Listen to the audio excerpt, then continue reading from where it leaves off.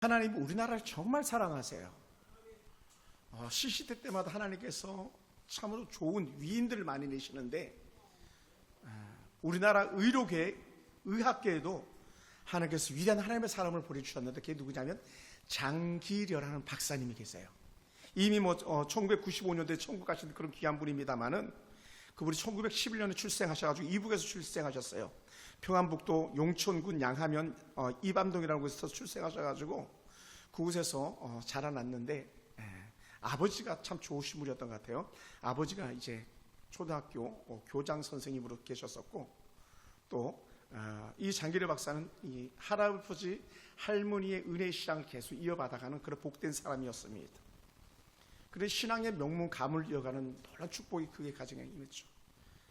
6.25 전쟁이 일어나는 바람에 월남을 해가지고 한국의 자리를 잡았고 남한의 자리를 잡아서 귀하게 하나님의 은혜의 일을 감당하는 사람인데, 그가 한국 의료계에 깊은 영향력을 미쳤습니다. 그리고 이 장기려 박사 하면 모든 의사들이 다 칭송할 만한 그런 사람인데, 기독교적 신앙을 갖다가 잘 계승한 그런 분이세요. 그리고 평생 가난한 환자들을 위해서 헌신한 사람입니다. 무너진 의료와 또 의료봉사를 통해서 한국의 의료복지의 기본적 혜택을 만들어내는 그런 사람이에요. 정말 귀한 분이시죠. 그래서 그는 의사로서의 그 사명감을 느끼면서 그의 철학이 뭐였냐? 단순한 의료인만이 아니라 사랑과 섬김을 실천하는 참된 그리스도인의 삶을 보여주는 의사였어요. 그 목표가. 그러므로 그는요, 의사라는 것이 단순한 직업이라고 보지 않았고 사랑과 섬김이라고 보았고요, 더불어서 의술은 인술이다라고 하는 그런 자기만의 철학을 가지고 그렇게 일을 감당했습니다. 그래서 그는 부자들보다 가난한 사람들에게 더 많은 관심이 있었고 가난한 자들을 고치는데 더 많은 관심을 기울였습니다. 그러면서 그는 평생 가장 검소한 삶을 살았습니다. 이런 빌딩 가서 지하실에 이렇게 주차장이 있잖아요. 대부분 BMW나 벤츠는요, 그 건물에 있는 의사 선생님들 차들이거든요. 거의 10주 8구가 그렇습니다. 왜냐하면 의사들은 많은 돈을 벌거든요. 제 조카도 의사 중에 하나가 있지만 얼마나 돈을 많이 버는지 몰라요. 근데 장기려 박사는 아주 검소하게 그렇게 살았고, 자기가 월급을 받으면 그걸 가지고 가난한 자들 위해서 의료비를 대신 내주는 그런 일을 감당한 사람이에요. 세상에 그런 사람이 어디 있겠어요. 참 귀한 그런 사람입니다. 장 박사는 깊은 신앙을 바탕으로 늘 의료 활동을 했고 그것이 하나님의 뜻이라고 그렇게 믿었습니다. 그리고 의사 일을 감당하면서 그 의료술을 가지고 의술로 복음을 전하는 그런 통로가 되었죠. 그래서 그는 사회보험에 우리가 지금 가지고 있는 국민의료보험이 있잖아요. 국민의료보험, 이 제도에 앞서서 청십자 의료보험 조합 이런 걸 만들어가지고 국민의료보험의 기초를 놓는 그런 역할을 합니다. 그러니까 누구든지 가난해도 병 고침을 받을 수 있는 나라, 돈이 없어서 의술을 받지 못해서 죽어가지 않는 그런 나라가 만드는 것이 장기려 박사의 꿈이었다는 거예요. 그러니 여러분, 전 세계에서요, 국민의료보험을 가장 잘 혜택을 누리는 나라가 대한민국이잖아요. 흔히 말하잖아요. 우리나라는 돈 없어서 죽는 사람은 거의 없대잖아요. 그만큼 의술이 잘 되어 있는 거죠. 가난한 사람들 가난한 대로 충분히 국가에서 의료보험 혜택을 주고, 부자는 부자들 나름대로 또 의료보험 혜택을 받아가면서 더 많은 분기수로 의료보험비를 내고 있는 그런 나라가 우리 대한민국이죠. 근데 그 기초를 누가 놓았냐? 이 장기려 박사가 그렇게 했다는 것이죠. 그리고 그는 늘 무료 진료를 많이 했답니다. 그것이 나눔의 실천이라고 생각해가지고, 그래서 돈이 없어서 치료받지 못하는 사람들에게 공짜로 그렇게 의술을 베풀었다는 거예요. 그러니까 병원을 경영하면서 운영하면서 병원비가 없어가지고 돈을 내지 못하는 사람에게는 슬쩍 이렇게 얘기한대. 밤에 뒷문으로 도망가. 밤에 뒷문으로 도망가. 원장님이 또 돈 없어 뒷문으로 도망가. 이렇게까지 얘기했다는 거예요. 그 중심이 얼마나 귀합니까? 제가 이 설교를 준비하면서 마음이 약간 아팠던 것이 뭐냐면, 요즘은요, 의사 선생님 딱 만나면 3분 이내에 다 진료가 끝나잖아요. 제가 내과 의사를 가보면 비염 때문에 가보기도 하고 알레르기 때문에 가보기만 하면 거의 3분 내로 그냥 다 끝나는 거예요. 물론 지금은 차트가 잘 돼 있어 그럴 수도 있겠지만, 그래 뭐 얼마나 우리나라가 의학 분야에서 연약합니까? 근데 윤 대통령도 다 알면서도 아무도 실천하지 못했던 의료 개혁을 실천한다 그래가지고 그냥 의사들한테 된통 맞아가지고 결국 탄핵이라는 저는 전국까지 가는 아픔의 수단이 됐잖아요. 참 가슴 아픈 거죠, 사실은. 남이 하지 않았던 걸, 뜨거운 감자를 남들은 뜨거워서 안 먹는데 자기가 먹어서 문제를 해결하려고 했던 그런 지도자이기도 하죠. 근데 이 장기려 박사가 참 그러면 귀합니다. 이 사람은요, 늘 정말 하나님 앞에서 쓰임받고 연약한 자들을 쓰임받다 보니까요, 그가 이런 말을 합니다. 나는 가난한 사람을 치료해 주는 것이 내 기쁨이다라는 거예요. 여러분, 세상에 나가서 의사들한테 물어봐요. 가난한 사람을 치료해 주는 게 당신의 기쁨입니까? 물어보세요. 전혀 그렇지 않습니다. 의사들은요, 돈 많이 버는 게 기쁨인 거예요.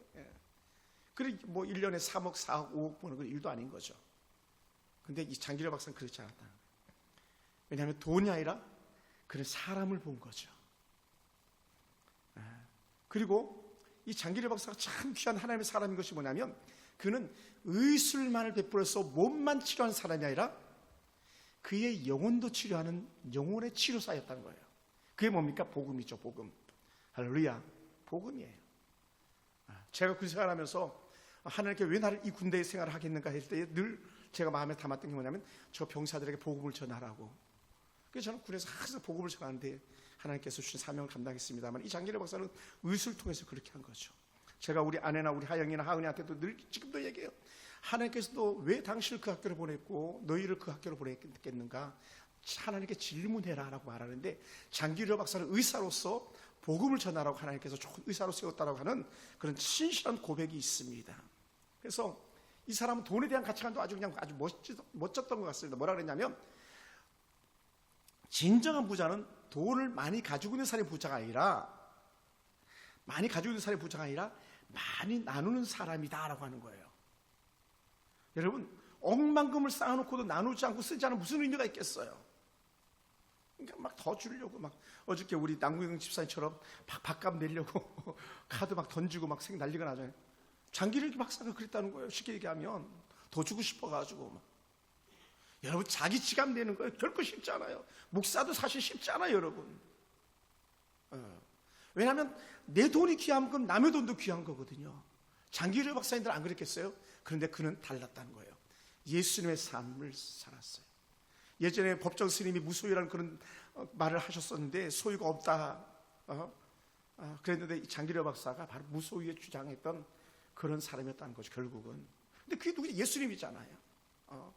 예수님이 거저 받았으니 거저 주어라. 장기려 박사가 예수님의 삶을 그대로 실천한 그런 사람이었던 거죠. 그는 천국에 가기 전에 이런 말을 합니다. 나는 죽을 때 가난한 모습으로 하나님 앞에 가고 싶다. 가난한 모습으로. 여러분, 저도 목사지만요, 참 우리 목회자들이 비극적인 게 뭡니까? 노년에 퇴직금 더 많이 받고 싶고 응급비 더 많이 받고 싶어가지고 얼마나 많은 분란들이 있으니까 막 20억 30억을 받았느니 50억 100억을 받았느니 2억 3억을 받았느니 이것 때문에 실경이하고 교회가 깨지고 막 나는데, 이게 세속적 욕심이거든요, 사실은. 예수님 십자가 올라갈 때에 그 받았던 것 챙겨가셨습니까? 그러지 않았거든요. 근데 우리는 죄성이 있어가지고 이 한낱 이런 의사 선생님만도 못한 그런 목회자의 모습을 때로는 저도 가지고 있지 않는가 생각할 때 많은 죄송스러움이 있습니다. 나는 죽을 때 가난한 모습으로 가고 싶다.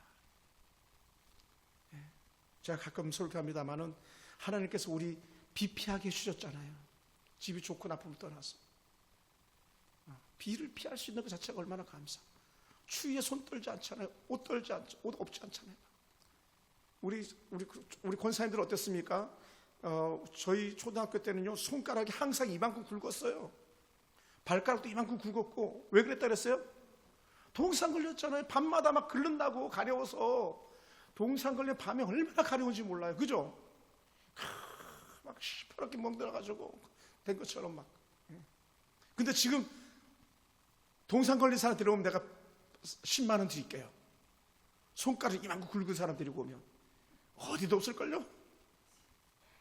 그렇게 잘 사는 나라가 됐어요. 그는 전문 의사로서 이런 말을 해요. 사랑이 없는 의사는 있을 수가 없다. 사랑이 없는 의사는 있을 수가 없다. 사랑이 없는 성도는 있을 수 없다. 이렇게 하면 어떻게 얼마나 좋겠습니까? 옆에 사람 인사합시다.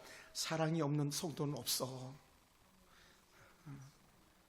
저도 목사로서 사랑이 있는 목사가 되고 싶습니다. 그렇게 살도록 노력하겠습니다.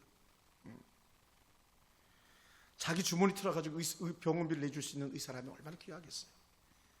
제가 수서에 사역했던 교회가 그랬어요. 곽필수라는 할머니 권사님 계셨는데 이 할머님이 신랑이 돌아가시고 나서는 독거노인인 거예요. 아무도 의지할 데가 없어요.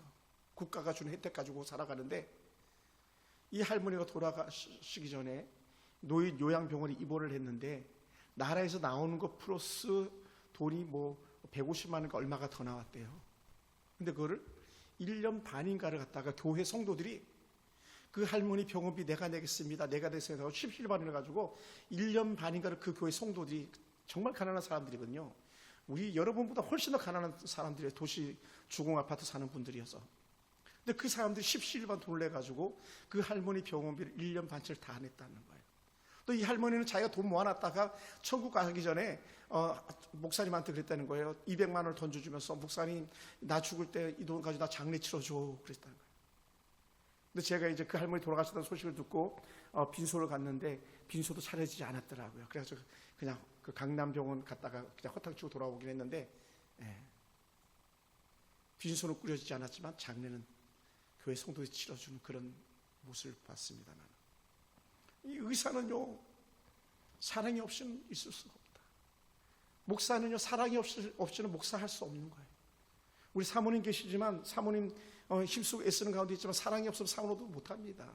돈에 벌벌 떨면 사모도 못해요. 왜냐하면 사모는 돈 쓰는 사람이거든요. 돈 되는 사람이거든요. 막 강남 귀부인처럼 막 좋은 교회 목사님처럼 막 은팔찌 금팔찌 막 걸고 다니는 사람 아니거든요. 있으면 그거 벗어가지고 줘야 될 사람이 사모들 아니겠습니까? 목사들인 거고요. 근데 이 장기려 박사가 그렇게 산 거죠. 장 박사가 1995년 12월 25일 성탄절 이렇게 천국 가셨는데 그때 자신의 비문에다 이렇게 써달라고 그랬대요. 뭐라 그랬냐면 나의 비문에 주를 섬기다가 간 사람, 주를 섬기다가 간 사람. 얼마나 하고 싶은 말이 많았겠어요. 그런데 그의 비문은 간단합니다. 주를 섬기다가 간 사람. 여러분은 자식들에게 무슨 유언을 남기고 싶습니까? 저는 우리 성도님들한테 자주 말하잖아요. 아들들한테 얘들아 너 예수 믿어야 돼. 예수 잘 믿어야 돼. 이 고백을 하라 그랬잖아요. 불쑥불쑥 하라 그랬잖아요. 그리고 엄마는 이 땅에 사는 날 동안 예수 잘 믿다가 천국 가는 거야. 이 말을 귀에 따갑도록 들려줘야 됩니다. 할렐루야. 그 아이들이 엄마를 생각할 때, 얘 자다가 깨서도 생각할 때, 얘 우리 엄마는 예수 잘 믿다 천국 갈 사람이에요. 남들한테 얘기할 거 아니에요. 그리고 언젠가는 여러분처럼 나이 들었을 때에 우리 엄마처럼 나도 예수 믿다 우리 엄마 만나야지 천국 가야지 이렇게 나오지 않겠습니까? 아들, 딸한테 들들 볶이며 사는 것도 뭐 사는 것이지만 그런 상황 속에서도 예수 자랑하다가 천국 가는 것이 우리의 참된 소망 아니겠습니까?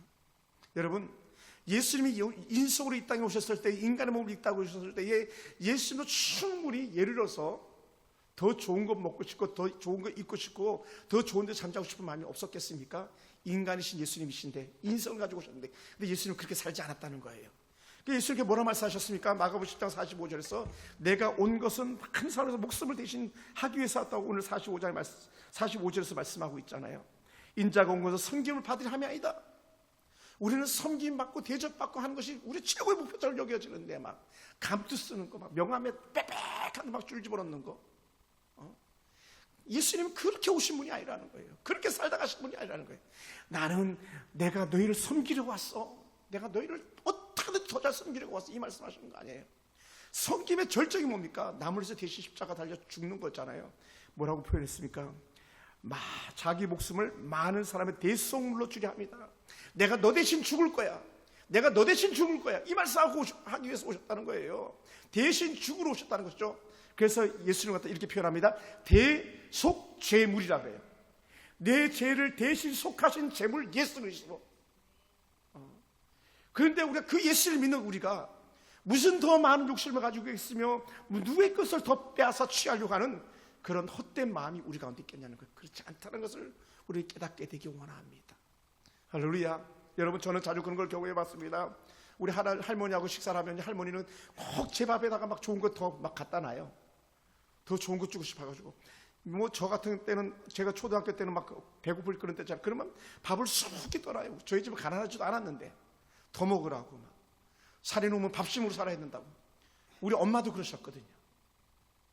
여러분, 일반적으로 사랑을 베푸는 자식에게도 그렇게 하는데 하물며 하나님이 우리에게 얼마나 더 큰 사랑을 베푸셨습니까? 자식을 생명으로 우리에게 주신 예수님입니다. 그런 하나님이십니다. 그런데 우리가 무엇이들 못하겠습니까? 1절에도 어느 교회 잠깐 말씀을 나눴었습니다만, 이제 우리가 교회 주방 돈 주고 사람들 사삽시다. 우리 교회 청소 돈 주고 사삽시다 했더니 일반적으로 봉사된 사람들이 막 그렇게 얘기하니까는 갑자기 성도들 서너씩 모여가지고 목사님 안 됩니다. 내가 하겠습니다. 내가 하겠습니다. 목사님 찾아왔대잖아요.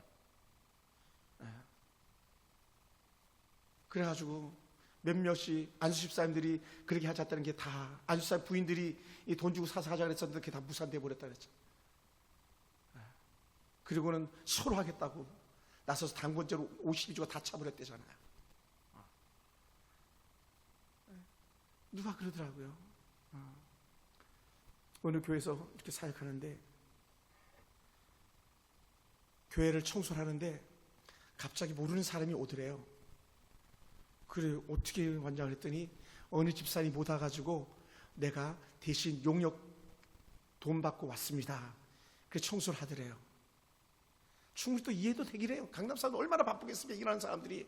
만약에 집사님이 막 매일 출근해야 될 사람이라면 청소 당번인데 못 왔어. 그럼 집사님이 돈 많이 버니까 막 다른 사람 사가지고라도 보냈다는 걸 쉽게 얘기하면, 물론 그런 경우도 있을 수 있겠습니다만은 예수님 십자가는요, 돈 주고 사서 십자가 대신 지게 할 수 없는 거예요.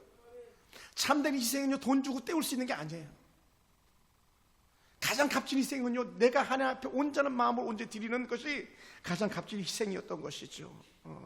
여러분, 우리 교회 안에 바로 여러분들이 그런 분들이 아닌가 생각돼요.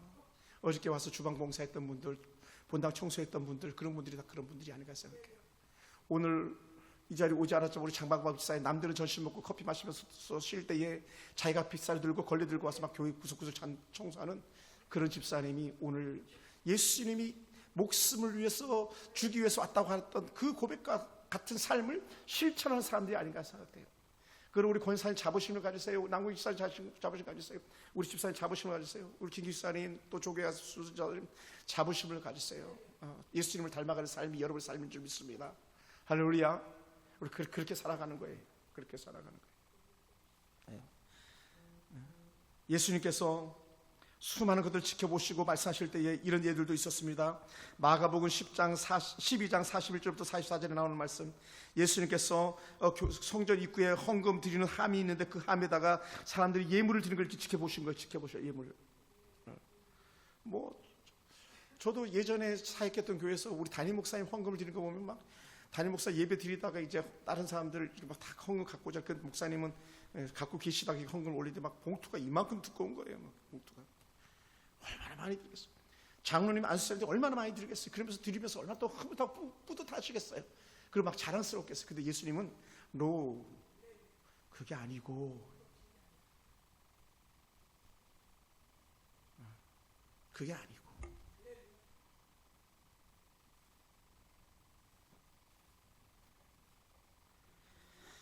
오죽했으면 예수님께서 사람들이 얼마나 세속화되었으면 그런 말씀 하셨겠습니까? 많은 돈을 넣은 부자보다 작은 두 렙돈, 채소 화폐에다 작은 두 렙돈을 드는 과부를 칭찬하셨다는 거예요.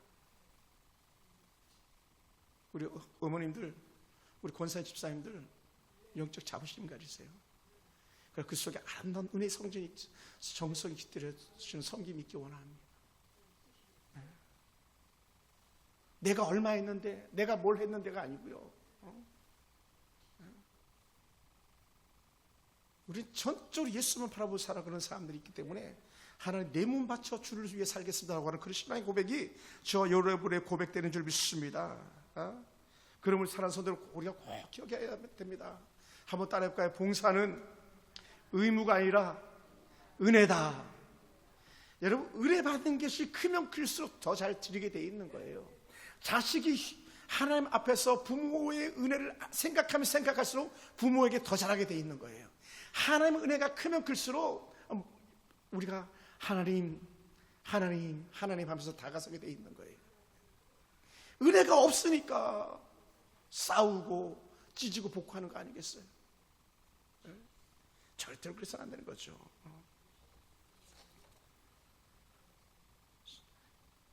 그래서 사도 바울은 골로새서 3장 23절을 24절을 이렇게 말씀하셨어요. 무슨 일을 하든지 마음을 다하여 주께 하듯 하고 사람에게 하듯 하지 말라. 이는 기업의 상을 주께 받을 줄 아나니 너희는 주 그리스도를 섬기느니라. 내가 우리 할머니들 예를 들어서 이렇게 막 손잡고 가줬더니 예수님께서 야 네가 내 손잡고 갔다 막 이렇게 말씀한다고 생각해 보세요. 얼마나 귀한 은혜겠어요. 예를 들어서 그게 전적으로 우리의 삶의 본이 되는 그런 말씀이 아니겠습니까? 죽게 하듯 하고 우리 권사님 집사님들이요 남편을요 죽게 하듯 해보세요. 변화되지 않은 남편이 어디 있겠습니까? 자식 놈들한테 죽게 하듯 해보세요. 변하지 않을 자녀들이 어디 있겠습니까? 우리 그렇게 하지 못하니까 남편이 바뀌지 않고 자식들이 바뀌지 않는 그런 모습이 아닐까 생각됩니다. 죽게 하듯 하라. 할렐루야. 죽게 하듯 하라. 우리 김태희 씨는 대은이 볼 때 죽게 하듯 죽게 하듯 죽게 하듯.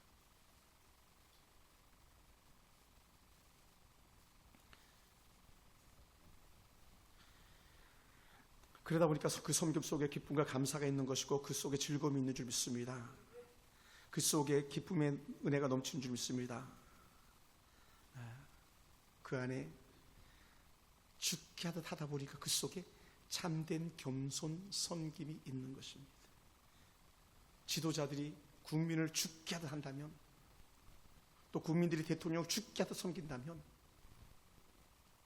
이웃을 죽게 하듯 한다면 얼마나 행복한 사회가 되겠습니까? 우리는 뭐가 급해가지고 뒤따르는 사람 문 하나도 잡아주지 못하는 그 20초 30초도 버텨주지 못하는 그런 각박한 인생의 맛을 우리가 누리고 있지 않습니까? 제가 전에도 한번 얘기했죠. 국민회의는 가가지고 문을 이렇게 자꾸 잡아주면은 그냥 쑥쑥쑥 몇 명이 들어가고 뒤에 나 대신 문을 잡아줄 사람이 없는 거예요. 그럼 계속 내가 잡고 있어야 돼요. 그래서 감사하는 사람 한 사람도 없어요. 가장 사소한 것일지도 모르겠지만 문 하나 잡아주는 것 가장 사소한 것일지도 모르겠지만 그 나갈 때 신발 편하게 신으라고 신발 한번 이렇게 돌려주는 그것조차도 사실은 그 작은 것 같지만 그게 죽지 않은 것이 될 수도 있다는 거예요. 왜냐하면 큰 것이 아니라 작은 소소한 곳에서도 마음과 정성을 다하는 것이 결국 큰 것조차도 마음과 정성을 다하는 것이기 때문에 그렇습니다. 할렐루야. 예수님의 모습이 그거 아니겠습니까? 그래서 예수님께서 수건을 허리에 동이시고 제자들의 발을 닦아주지 않았습니까? 그것을 베드로는 기억하면서 이렇게 표현했어요. 베드로전서 5장 5절에 예수님의 그 발 닦아줌을 기억하면서 서로 겸손으로 허리를 동이라. 그래서 허리를 동이라는 게 이전에 그 복음서에는 예수님께서 수건을 갖다 허리에 동이시고 이렇게 나오는 거거든요. 수건을 허리에 차시고 제자들의 발을 닦아주시는 그 모습. 그러다 보니까 우리가 잘 아는 신학자 C.S. 루이스는 이렇게 고백했어요. 뭐라 말했냐면 겸손하게 섬긴 것은요 가장 위대한 사랑의 표현이다라는 거예요. 할렐루야. 가장 위대한 사랑의 표현이다. 옆에 사람에게 더 좋은 것 건네고 더 좋은 것 이렇게 먹으라고 내미르고 이 자체가 아무것도 아닌 것 같지만 그 작은 겸손 속에서 하나님의 위대한 사랑이 표현되어지는 줄 믿습니다. 할렐루야. 우리가 인색하고 정말 억지로 하고 욕심 부리고 그것이 아니라 작은 것 하나도 더 주고 싶어하는 그 마음이 결국 예수 그리스도의 마음인 줄 믿습니다. 할렐루야. 예수님께서 뭐라고 말씀하셨습니까? 거창하게 얘기하지 않았어요. 정말 여러분 꼭 기억하시기 바랍니다. 마태복음 10장 42절에 뭐라고 말씀하셨냐면 요 말씀을 정말 그 비슷하게 또 우리가 다시 한번 생각해보게 하는 말씀인데, 또 누구든지 제자의 이름으로 이 작은 자 중에 하나에게 냉수 한 그릇이라도 주는 자는 내가 진실로 너에게 이르노니 그가 결코 상을 잃지 아니하리라. 아니, 냉수 한 그릇 또 줬는데 상을 잃지 않는다는 거예요. 냉수 한 그릇. 목사님, 뭐 이거 아무것도 아닌데. 남경 집사님, 오늘 집사님이 뒤에서 점심 드시고 나서 어르신들이 몇 분이냐 물어봤잖아요. 왜 물어봤어요? 왜 저한테 물어봤죠? 노인들이 몇 분이냐고? 집에 가신 분들이 있나가 물어. 집사님이 우리 할머니도 커피 타주려고 물어봤잖아요. 그죠? 네. 그 커피, 아까 커피를 이렇게 막 여러 잔에다 타더라고. 쉽게 얘기하면 그거를 오늘날로, 예수님 말씀을 오늘날로 바꾸면, 야, 미리 밥 먹고 커피 한 잔을 타가지고 어르신들께 대접하는 것이, 이렇게 해석할 수 있는, 아무것도 아니잖아요. 사실은요. 요새 명소 집사님 잘 안 타주시나 봐요. 집사에 되지다는 거 보니까. 저는 명소 집사님이 커피 타다 드리는 전문가였잖아요. 그죠? 물 떠다 주시는 전문가. 막 허길승 권사님 커피를 타실 수가 없어요. 커피 타시면 손이 막 이런데 어떻게 타겠어요? 커피 붓는데 절반 다 쏟는데 그때 누가 타죠? 명소 집사님 타주시는 거지. 남경 집사님. 그러니까 여러분, 저를 보세요. 큰 것이 아니라 소소한 걸 실수라도 그 안에 사랑을 가지고 하면 하늘에서 상이 큰 거예요. 할렐루야. 뭐라고까지 표현했어요? 결코 그 상을 잃지 않을 것이다.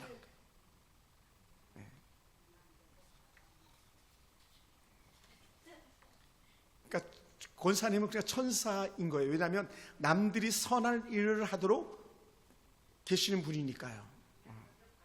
네. 사랑하는 성도 여러분,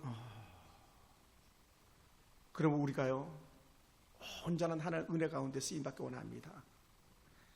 하나님의 은혜 가운데서 온전히 선함 가운데 쓰임받기 원합니다. 서로 돌아보고 서로 사랑하고 서로 선행을 격려하라고 말씀했습니다. 우리 믿음의 사람들이 김집사를 돌아보고 이집사를 돌아보고 박집사를 돌아보고 이웃의 형제 자매들을 돌아보고, 홍아 집사님이 이제 주일날 일을 나가서 주일지는 못한답니다. 그러면 어떻게 돼요? 예를 들어서 홍아 집사님한테 전화해가지고 아유, 교회 오고 싶은데 너무 힘들었지. 전화 한 통 해준다면 그것이 주의 사랑이 아니겠습니까? 거창이 아니라는 거예요. 그게 사랑의 나눔인 것이죠. 사랑하는 성도 여러분, 마태복음 25장 40절에서 내가 진실로 너희에게 이르노니 너희가 여기 내 형제 중에 지극히 작은 자 하나에게 한 것이 곧 내게 한 것이리라. 지극히 작은 자에게 한 것이 내게 한 것이다. 저희 교회를 섬기는 후원 권사님, 봉천의 김여희 권사님한테 제가 이렇게 가끔 문안을 드리면, 목사님 내가 한 거 아니에요. 내가 한 거 하나님께서 하신 거예요. 그래요. 강미 집사님도 지난번 주에도 또 너무 감사해가지고 제가 카톡을 이렇게 보내서 집사님 주셔가지고 우리 교회가 큰 힘이 됩니다. 그랬더니 목사님 무슨 말씀하세요? 목사님 아닙니다. 그게 아닙니다. 우리 교회 헌금하려고 아르바이트 하는